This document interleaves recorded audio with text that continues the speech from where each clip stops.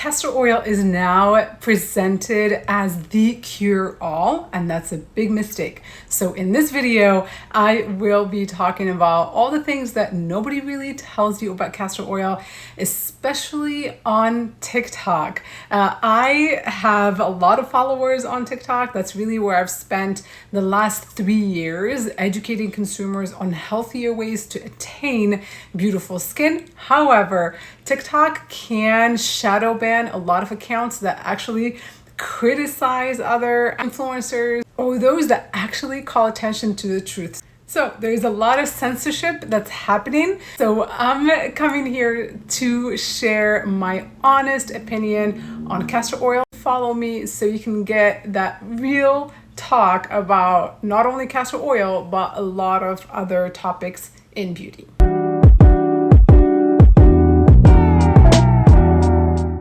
If you don't know me, my name is Nadia. I am a skincare certified. 28 years is how long I've spent in the beauty industry.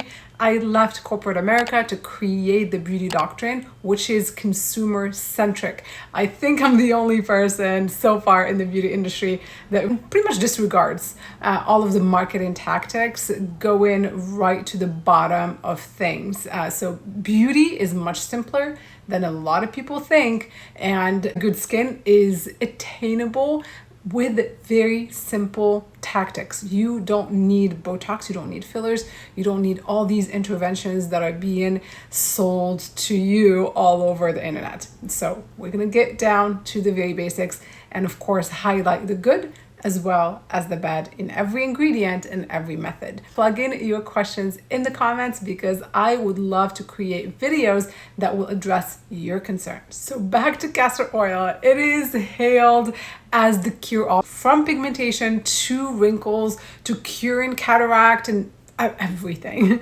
And yes, there is some truth to some of those things, but again, what a lot of people don't pay attention to is the side effects. So not everybody should be using castor oil for everything, as I see right now. Every consultation I do with my clients, they ask me about it. So let's get to what's real and what's not. Castor oil is derived from the seeds of Ricinus communis plant, a flowering shrub native to India, parts of Africa, and now cultivated everywhere in the world. Castor oil has been used for centuries in various cultures for medical or medicinal cosmetics and industrial purposes. Ancient Egyptians used castor oil in lamps and as a natural remedy for many ailments. It has been used in traditional medicine for treating constipation, so it's used as a laxative, and to stimulate labor due to its ability to cause uterine contractions. I actually tried this. My first child, who's now 21 years old, was overdue. So she was due in June, was not born till July, and I was miserable because I gained so much weight and it was just very long pregnancy. And so I took castor oil. It didn't work for me personally. I didn't get any contractions. I ended up having to go to the hospital and get induced because she was really late. So that doesn't mean that it's not going to induce labor, but from my personal experience, what I can say is that it works for some people and not for others. The second use of castor oil is as a laxative. What I would say to that is please make sure to check with your medical practitioner. You need to find out what the root cause is for that constipation, because if you're not consuming fiber, if you're not properly hydrating, and now you're taking castor oil, you really are just damaging your internal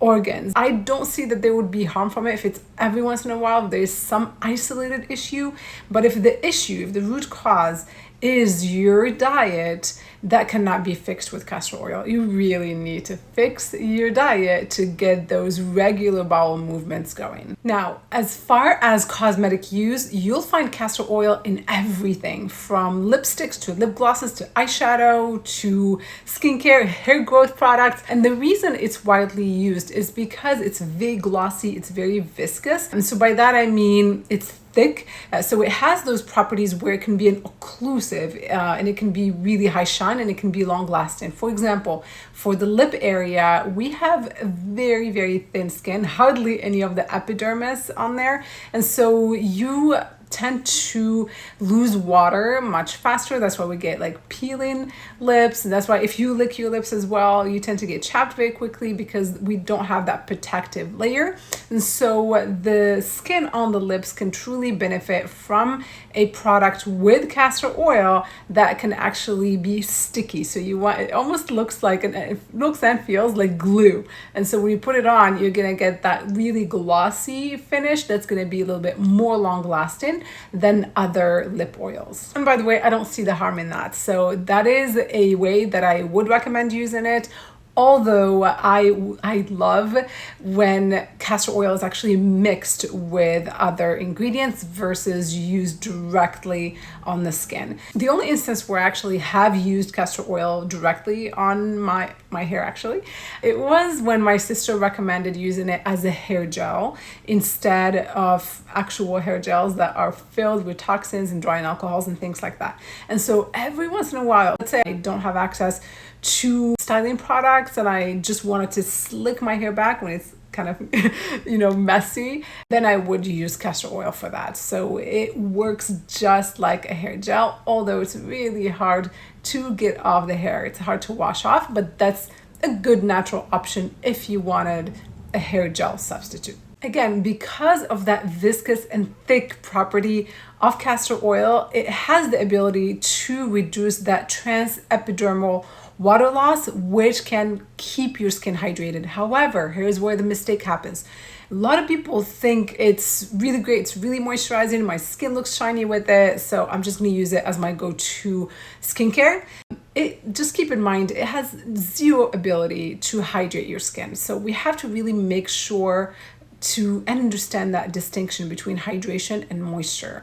Water hydrates the skin, so you still need a mist or a hyaluronic acid serum that has a lot of water in it, or a moisturizer that's really water-based, that's very light, it's going to go into the skin, and then you follow it with a castor oil product.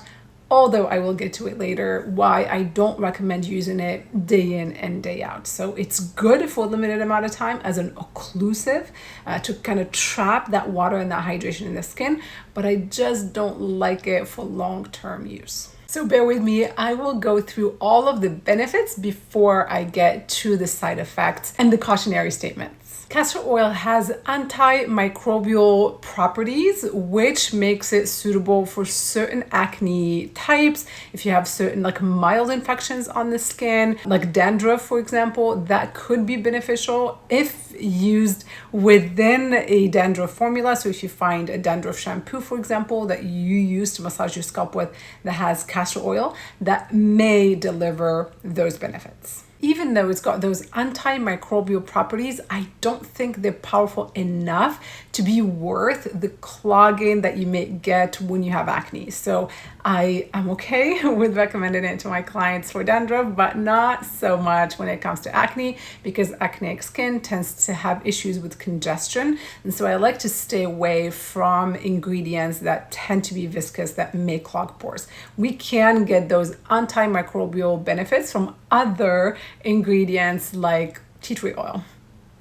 Castor oil contains this really powerful antioxidant that's not talked about very often in the skincare circles, and that's vitamin E.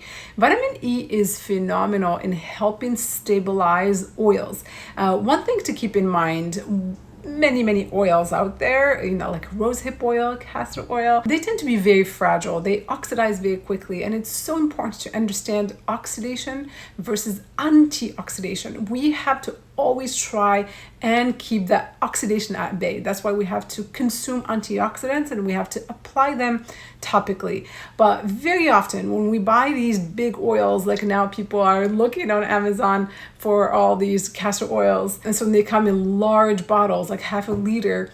And so I want you to think about how long that it takes you to use that bottle. If you have an oil that is sitting on your shelf for more than 3 months, it's most likely oxidized, especially if it's not in a cool area, in a dark area. So let's say it comes in a clear bottle or if you leave it open often. So any contact with air speeds up the oxidation.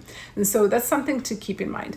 But with castor oil, the great thing is that it tends to have vitamin E built in. It's part of its molecular composition. And so that helps it kind of stabilize a bit longer. And also it helps it act as an antioxidant in the skin, as long as you're using a fresh one that's been protected, that's also just bottled in a small bottle. I never recommend oils in larger bottles because even with the vitamin E content, it can oxidize just sitting around. Castor oil has a ricinoleic acid, which tends to have some anti-inflammatory properties.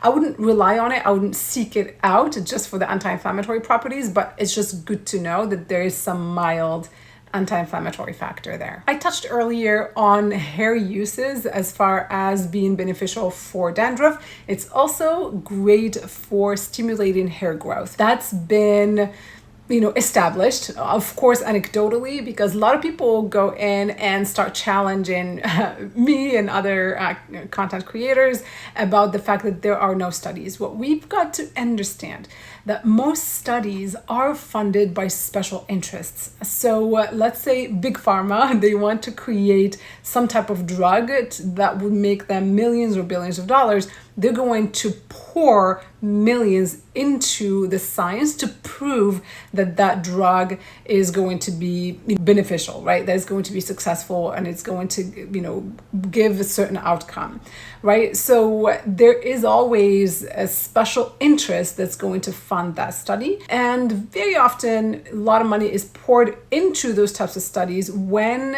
the end product can be patented. But when you have a product that's been used for centuries, that's abundant everywhere, who's going to fund those studies to prove efficacy or otherwise? Nobody's going to do that. And so that's why when it comes to a lot of these oils or these natural remedies, we cannot truly rely on science. The science, to me, as far as I'm concerned, when you look at, ancient civilizations, you have the science of Ayurveda, Chinese medicine. When you have something that's been used decade over decade, it's been passed down. So there's not a guy in a lab coat that's taking data down and tracking those things, but it is obvious that castor oil does have certain benefits.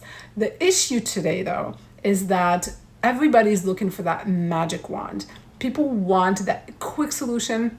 And then we have social media that amplifies all these messages. And so everyone just out of a sudden is jumping on the castor oil bandwagon thinking it's going to be the cure-all. And so that's where the mistakes happen. So we really need to be cautious, and we need to, because we lack that ancient wisdom. We tend to fall for that excitement and the magic and the promise of these incredible benefits, and forgetting that a lot of these influencers that go in and share that their lives changed because they use castor oil, just look down on the bottom of their video and you'll see that there is a link for you to purchase that product. So yes, they benefit. There is a huge monetary benefit from somebody just being super excited. So think of it as an ad. So it's really important to establish or try and distinguish what's truly an authentic review of an ingredient or a product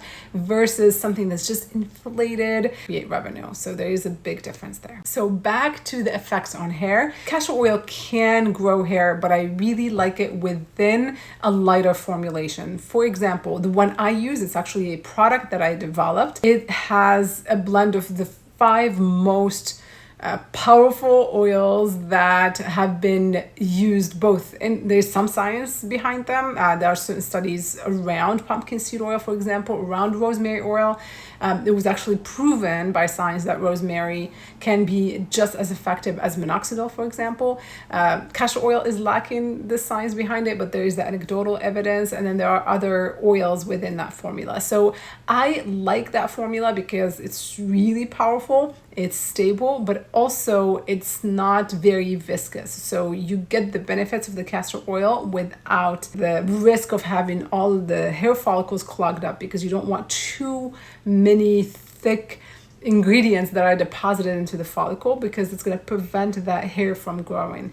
So anytime you're using these types of treatments, just make sure they're light enough for, you know, your scalp, as well as easy to wash off, and you don't want to leave them on too long. So when I use such a product, it's really just as a pre-shampoo mask. I would massage it in my scalp, leave it on for 20 to 30 minutes mask, and then shower. Now let's talk about why I'm not a huge fan of using castor oil every day consistently and pretty much all over, like a lot of people are doing right now. And that's because it is an allergenic oil. I myself have suffered a lot from allergies. I know what it's like to just wake up one day and be allergic to products. And for me personally, because I know 100%, because I've worked in the beauty industry my entire adult life, and I was exposed to so many, you know, skincare products and fragrance. I was in department stores 8 hours every single day. I used to be a market trainer, like touring different stores, and just spent most of my time there. And so because I was exposed to all of these, you know, toxic ingredients from fragrance, and of course slathering all these types of products on my face and body, my body just rejected it. You know, I had a severe immune response to a lot of ingredients. And so I don't want you to get there.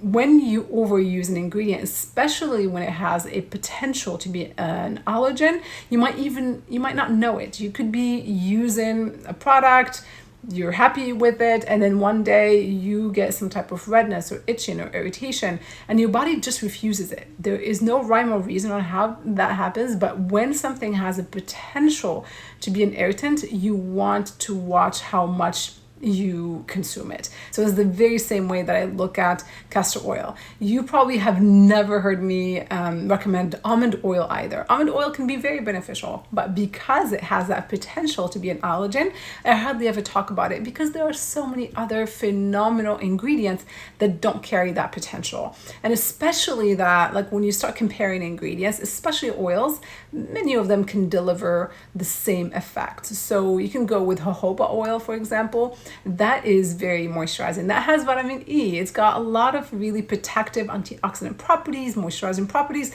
So it can do everything that castor oil does, minus maybe stimulating hair growth, but without the potential for irritation. So we really have to be discerning and selective, and then also thinking about the long-term side effects. And I alluded to this earlier. One of the other reasons why I don't recommend it too much, it's because of its viscosity, the potential of clogging pores and hair follicles. So to me, it really isn't worth it. And now actually that there is so much hype around it, now there are videos, if you look them up, there are certain people that are now reporting side effects, you know, with issues with the eye, because you know, people were actually using it as eyedroppers. They're using it for eczema. There are some people that will say, my eczema disappeared because of the oil. It's not the castor oil that made your eczema disappear. It's the fact that you're now moisturizing and protecting the skin. And so people are not making that distinction.